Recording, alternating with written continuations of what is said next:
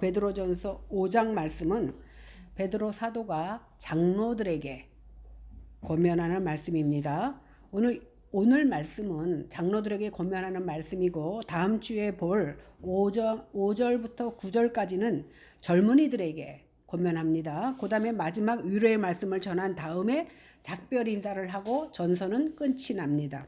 다 같이 1절을 같이 읽어보겠습니다. 시작. 너희 중 장로들에게 고난오니 나는 함께 장로된 자요 그리스도의 고난의 증인이요 나타날 영광에 참여할지어다. 먼저 장로들에게 권면합니다. 장로 그러면 로자가 늙을 로자잖아요. 그래서 구약 시대에는 그 연장자를 부르는 호칭으로 장로 이렇게 불렀는데 점차 직분을 나타내는 호칭으로 바뀌게 되었습니다.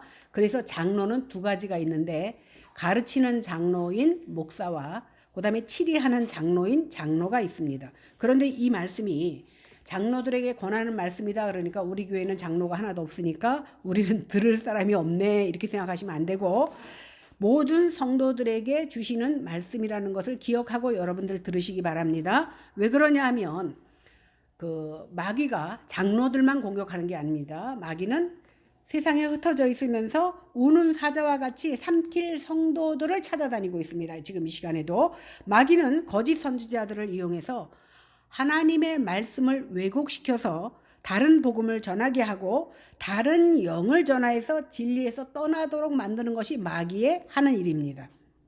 그렇기 때문에 성도들은 가르치는 자가 바르게 가르치는지 분별할 수 있어야 됩니다. 그래서 요즘은 이사를 가도 가까운 아무 교회나 나가세요 말해주지 못합니다. 왜? 그만큼 분별해서 바른 교회를 해줘야 되는 겁니다. 이렇게 그렇다고 그래서 이제 말씀 전하는 자를 우리는 의심의 눈초리로 봐야 되겠다 이 말은 아닙니다. 무조건 경계하고 의심하라는 게 아니기 때문에 그 말씀이 바로 하나님 말씀을 바로 전하는지를 분별할 필요는 있습니다. 하나님은 장로들에게 권위를 주셨습니다. 장로는 그 권위를, 내게 맡겨진 권위를 잘 사용해야 됩니다. 그래서 내 권위를 남용하게 되면 권위를 합당하지 않게 사용하게 되고, 내가 원하는 방식으로 휘두르게 되면 결국은 교회가 문란해집니다. 그래서 하나님께 받은 권위는 하나님의 말씀을 선포할 때 그리고 양을 치리할 때 잘 사용해야 됩니다. 그러므로 말씀을 전하는 목사가 성도들보다 잘나서가 아니라 하나님의 말씀을 가진 말씀의 권위를 가진 자라는 이유 때문에 성경에서는 귀히 여기고 존경하라고 말씀하고 있습니다. 고개를 좀 드세요. 갈라디아서 6장 6절에 보니까 가르침을 받는 자는 말씀을 가르치는 자와 좋은 것으로 함께 하라 이렇게 말씀하고 있습니다. 우리가 목사라고 해서 다 믿지는 말라고 말씀드렸습니다. 그러나 그 영이 하나님께 속했는지 아닌지에 대해서 우리는 분별할 수 있어야 돼. 그러기 위해서는 어떻게 해야 됩니까? 내가 먼저 말씀 공부를 해야 돼요. 왜? 내가 말씀을 모르면 그게 틀려도 맞는 건 줄 알고 따라갈 수밖에 없다라는 겁니다. 그렇다면 그 영이 하나님께 속했는지 어떻게 분별할 수 있습니까? 그 방법은요, 그리스도가 육체로 오신 것을 시인하느냐 시인하지 않느냐 하는 것으로 분별할 수 있습니다. 여기서 그리스도가 육체로 오셨다 이 말은 뭐냐면 육체로 오셔서 고난을 받으셨다라는 겁니다. 많은 사람들이 세상의 영을 받았기 때문에 세상에 속한 말을 더 잘 듣습니다. 세상에 속한 말은 세상 사람들이 듣기 좋은 말, 이 말이 세상에 속한 말입니다. 그러나 하나님께 속한 사람들은 내 귀에는 좀 거슬려도 사도들의 말을 듣고 순종합니다. 이것으로 진리의 영에 속했는지 미혹의 영에 속했는지 우리가 분별할 수 있게 됩니다. 그런데 지금 어떤 교회로 간다 할지라도 육체로 오셨고 예수님께서 육체로 오셨고 십자가의 고난을 받으셨다는 말씀을 안 가리키는 교회는 없습니다. 그런데요, 처음에는 천국과 지옥도 가리키고 예수님께서 육체로 오셔서 우리를 지옥 백성 삼지 않고 천국으로 보내시려고 오셨다는 것을 가리키다가 어떻게 됩니까? 은근슬쩍 세상의 언어로 바뀌기 시작합니다. 왜 그럽니까? 세상에 속한 사람들이 세상에서 복 받으라고, 세상에서 잘 된다고 말해줘야 환호하고 박수를 쳐주기 때문입니다. 그러나 진정한 사도들은 십자가에 못 박힌 예수 그리스도가 주가 되셨다고 사실을 곧이곧대로 전해야 되는 것이 바로 바른 전함이 되는 겁니다. 사도행전 2장 36절에 보니까 베드로가 11사도들과 함께 서서 온 이스라엘 백성들에게 뭐라고 외치냐 하면, 이스라엘 온 백성은 들을지어다. 너희가 십자가에 못 박힌 이 예수가 하나님께서 주와 그리스도가 되게 하셨다, 이 말을 전하라는 겁니다. 그러니까 오늘 말씀을 전하는 자들 역시 어떻게 해야 됩니까? 증거를 왜곡시키지 말고 똑같이 전해야 됩니다. 자신들의 지식이나 경험이나 혹은 체험을 마치 새로운 계시인 양 증거해서는 안 된다는 겁니다. 그래서 제가 간증이 위험하다고 말하는 것이, 간증은 아주 주관적이거든요. 간증이 절대 필요 없다고 말하는 것이 아니라 간증은 복음이 아니라는 사실입니다. 세상이나 세상에 속한 것들을 사랑하고 그 영광을 바라보게 하는 것, 이것이 적그리스도가 하는 행위입니다. 갈라디아서 1장 8절에 보니까 그래서 사도 바울이 뭐라고 말했냐면, 우리나, 그러니까 사도 바울의 그룹이나 아니면 하늘로부터 온 천사라 할지라도 너희에게 전한 복음 외에 다른 복음을 전하면 저주를 받을 것이다, 이렇게 말하고 있습니다. 그러므로 우리가 장로들에게 권면하는 사도 베드로의 이런 말씀을 모든 성도들이 잘 듣고 분별해야 됩니다. 그래서 그 영이 하나님께 속했는지를 분별할 수 있어야 되는 겁니다. 베드로 사도는 지역교회 장로들에게 그 다음에 뭐라고 얘기합니까? 나는 함께 장로된 자다, 이렇게 말하고 있습니다. 사실 베드로 정도 되면 그 당시 장로들에게 얼마든지 자신의 사도권을 주장하면서 자기가 윗사람인 것처럼 행세할 수도 있었습니다. 그럼에도 불구하고 오늘 베드로는 나는 너희들과 같은 위치에 있는 동역자라고 권면하고 있는 겁니다. 그리고 자신을 소개하면서 뭐라고 얘기합니까? 그리스도 고난의 증인이요, 장차 그리스도의 영광에 나타날 때에 그 영광에 참여할 자다, 이렇게 말하고 있습니다. 여기서 우리가 살펴볼 내용이 뭐냐면 자신이 그리스도의 고난의 증인이라는 겁니다. 사실요, 사람들이 맨 처음에 목사 안수 받을 때요, 거의 다 울어요. 그리고 무슨 다짐을 하냐? 장로들도 마찬가지예요. 끝까지 충성하리라, 목숨을 바쳐서 양을 위하여 살겠다 마음 먹습니다. 그러나 사람이 그런 것 같아요. 정치인도 그렇고 모든 사람들이 위에 올라가 보면 사람들이 막 대접을 해주다 보니까, 아하, 내가 옛날하고 신분이 달라졌구나. 그래서 자기가 현재의 신분대로 행위하려고 합니다.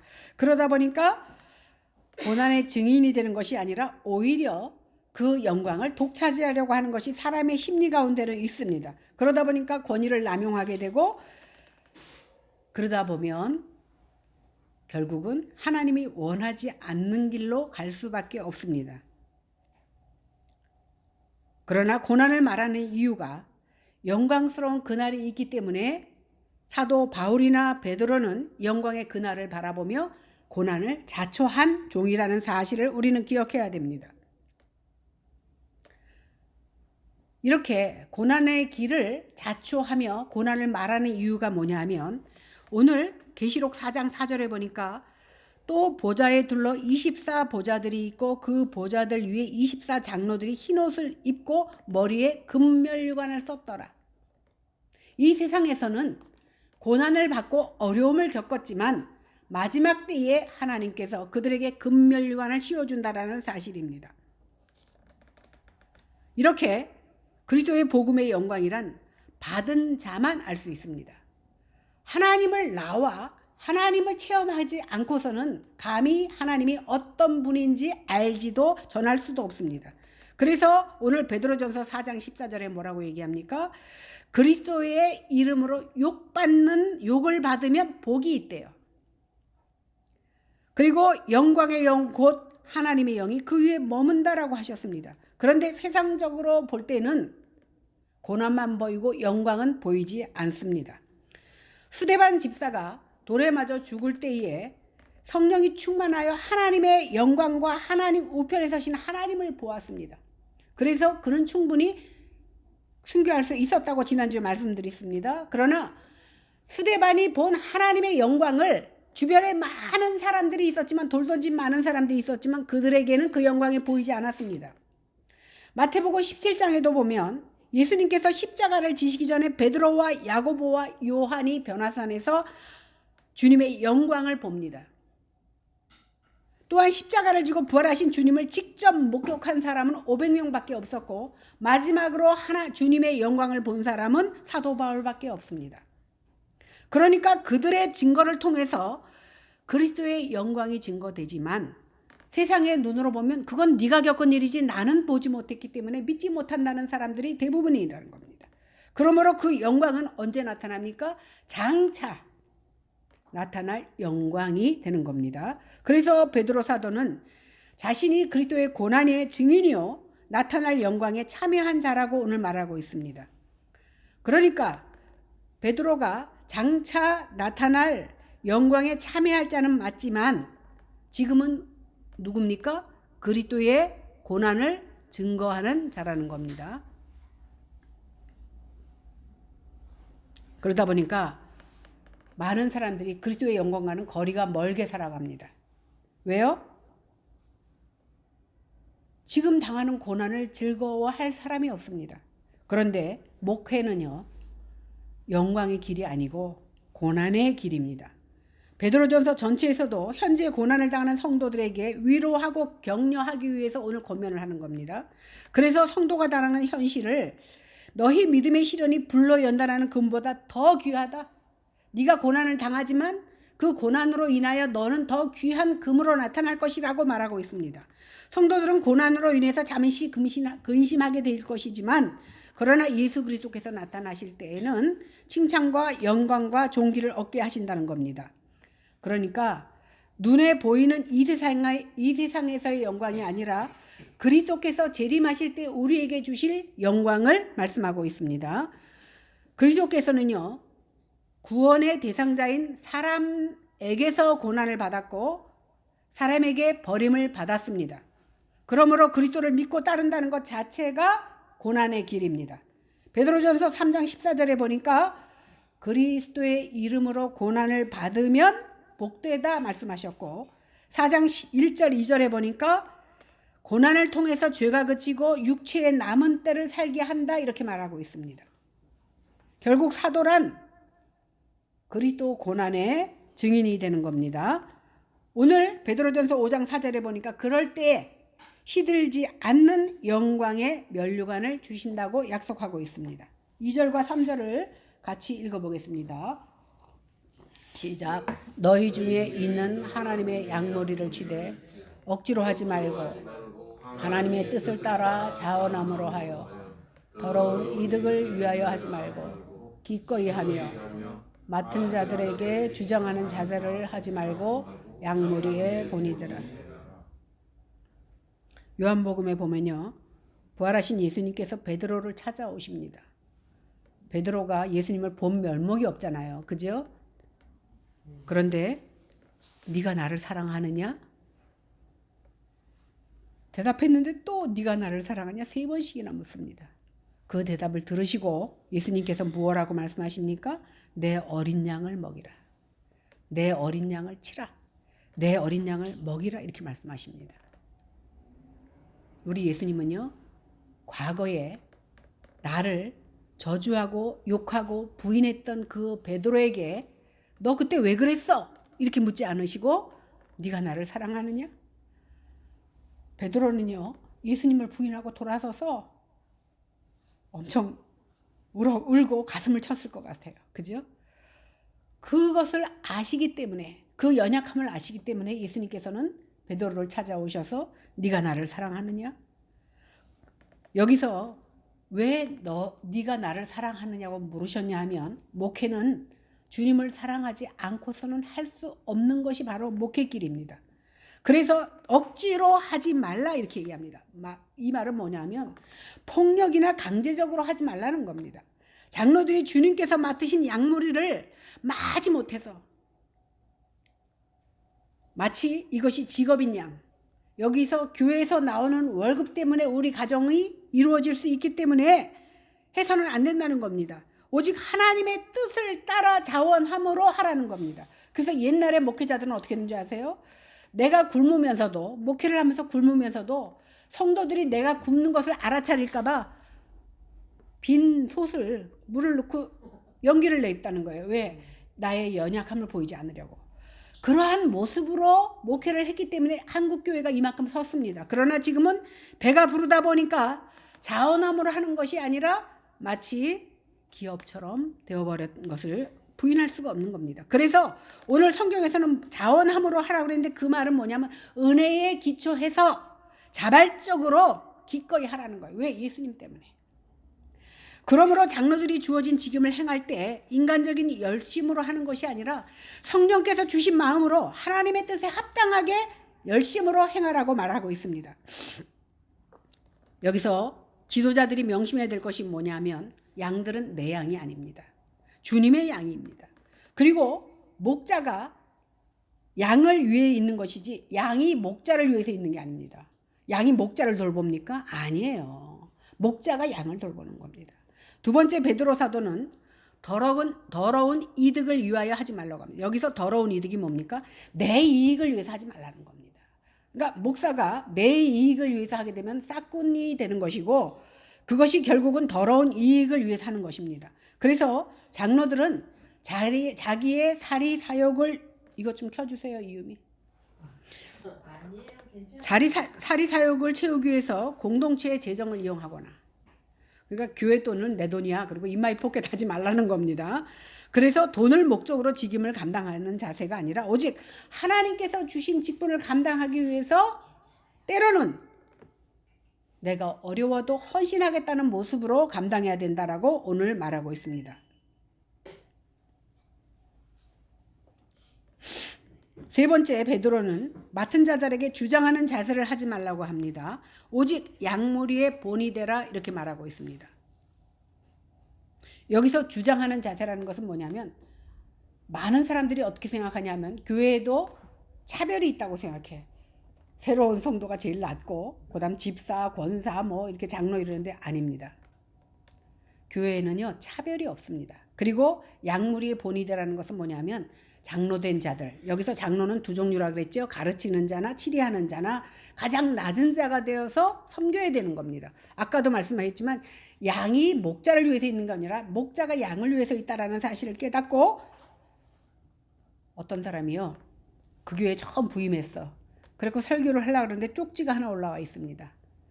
그런데 그 쪽지에 뭐라고 써 있었냐면 목사님을 통하여 하나님을 보기를 원합니다 이렇게 써 있는 거예요. 목사가 깜짝 놀랐습니다. 왜? 얼마나 부담스러운 말입니까?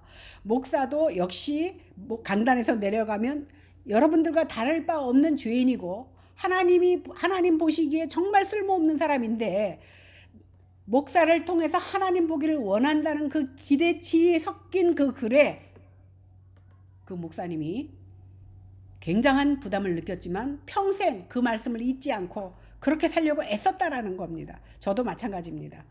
여러분들보다 못한 사람이지만 그래도 하나님의 말씀을 바로 증거하고 하나님의 일을 바로 감당하기를 기도하는 사람 중에 하나라는 것을 여러분들 기억하시기를 바랍니다. 오늘 사도행전에 보니까 장로를 감독자 이렇게 말합니다. 감독, 그래서 감리교에서는 감독 제도가 있잖아요. 감독이 뭐냐면 하나님의 자기 피로 사신 교회를 감독하신 것이 바로 감독자입니다. 그러므로 장로는 자기 양인 것처럼 주장하면 안 되고 양무리의 본이 되어야 됩니다.